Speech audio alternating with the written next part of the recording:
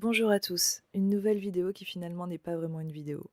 Bah ouais, c'est dimanche, il pleut, l'envie irrépressible de rester en pyjama m'empêche de me rendre présentable pour un format facecam, alors j'opte pour un format voix, ce qui me permet d'inaugurer ma nouvelle section podcast. Je regardais à nouveau hier les excellents épisodes de Ghost Talker produits par Nick Groff ou Enquête en duo Chan Lindbergh et John Tenney. J'ai eu la chance de tous les rencontrer à plusieurs reprises et d'enquêter avec eux, et ils sont pour sûr sérieux et impliqués dans leur approche. Mais il y en a surtout un qui depuis des années attise ma curiosité et suscite une certaine admiration chez moi, c'est John Tenney. Je sais qu'il n'est pas connu en France et c'est bien malheureux.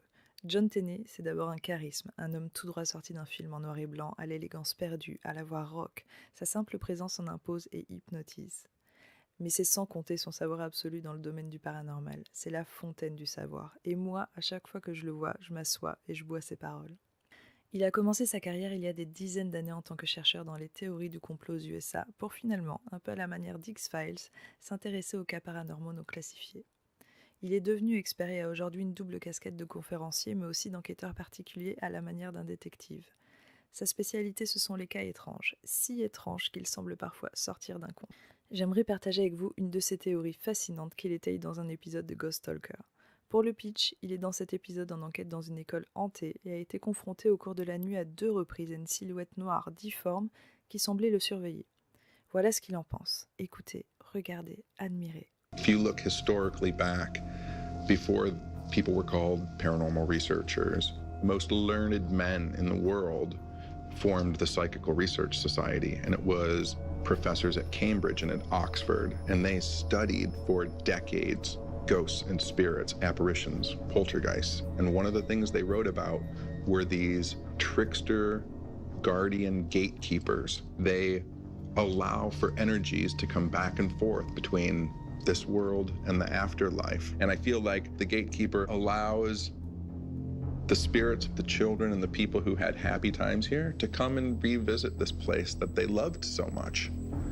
And it lets them come back and forth, but one of their jobs is to make sure that the living don't understand what the afterworld is like. Why would something like that exist? If you knew for sure, 100%, that there was an afterlife, what would be the point of this life? So the job is massively important. Keep people asking questions. Keep people questing for more information about it. Pour ceux qui ne comprennent pas l'anglais, il explique ici qu'il y a très longtemps, avant que les enquêteurs en paranormal existent, des professeurs d'Oxford avaient établi la théorie de gardiens sombres, présents entre notre monde et le monde d'après. Des gardiens qui empêcheraient les entités de communiquer avec nous, ou tout du moins comme ils le souhaitent, le but étant de ne rien divulguer sur l'après-vie. Pourquoi, me direz-vous ? John explique que si nous avions certitude d'une après-vie et que nous ne nous posions plus de questions, alors certains ne verraient plus le but de rester dans cette vie. Un peu comme si en début de relation amoureuse, alors que vous pensiez avoir trouvé la bonne personne, vous aviez connaissance de chaque souci à venir et de la date de séparation. Voudriez-vous vraiment vivre cette histoire ? Sa théorie est en effet très intéressante et quand je l'ai entendue, ça m'a rappelé de nombreux témoignages en France et aux USA qui traitaient du même sujet. Des gardiens obscurs, mal aimés des entités qui bloqueraient les messages. C'est pas la première fois que j'entends. De nombreux messages d'entités ont fait part d'autres entités plus puissantes qui les empêchaient de faire ou dire ce qu'elles voulaient.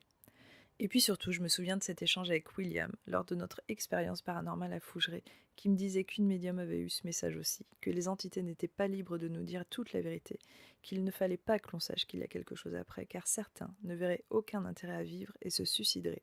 Ça a du sens, mais surtout cela pourrait corroborer avec ces fameux shadowmen parfois aperçus, avec ces entités parfois effrayées, avec ces phénomènes présents nous prouvant qu'il y a des invisibles autour de nous, mais des messages trop pauvres et pas assez clairs pour comprendre ce qu'ils ont à nous dire.